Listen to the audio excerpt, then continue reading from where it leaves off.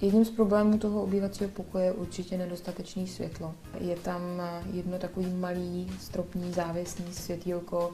Ten stávající lustr nahradíme takovým jako v podstatě pavoukem, který má 5 nohou, takže 5 zdrojů místo jednoho.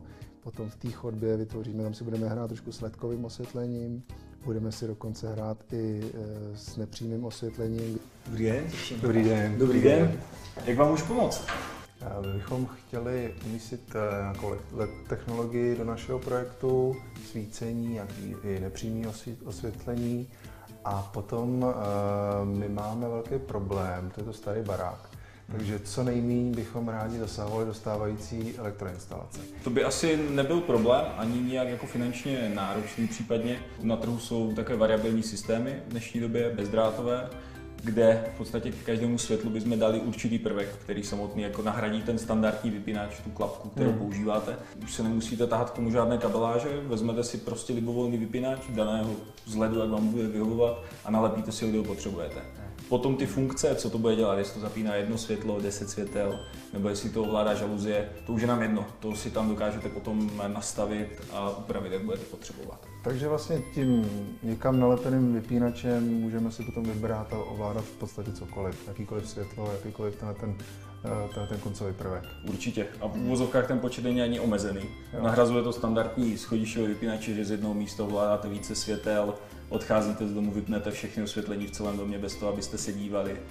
Nebo zaovládáte centrálně žaluzie v celém domě. Jo. Takže nahrazuje to v podstatě všechny systémy v tom domě, dostanete do jednoho vypínače. Docela jsme si tady vyhráli s bezdrátovými vypínači, což bylo docela fajn řešení nejenom z toho důvodu, že to třeba umožní efektní stmívání v podstatě všech svítidel, které tady nově jsou nainstalované, ale ono nám to taky ušetřilo spoustu času, protože k těm vypínačům najednou nemusí víc žádný vedení. Ten vypínač lze libovolně pověsit kamkoliv, kde ho potřebujete, což bylo pro nás prostě úžasně efektivní.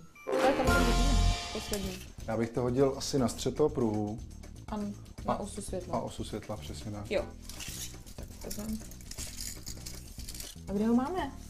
Jo, počkej. Vidím, že zrovna měříte. Díky. Akorát vám nesu ten poslední. Vezme to se hodí. Nalepíte si ho?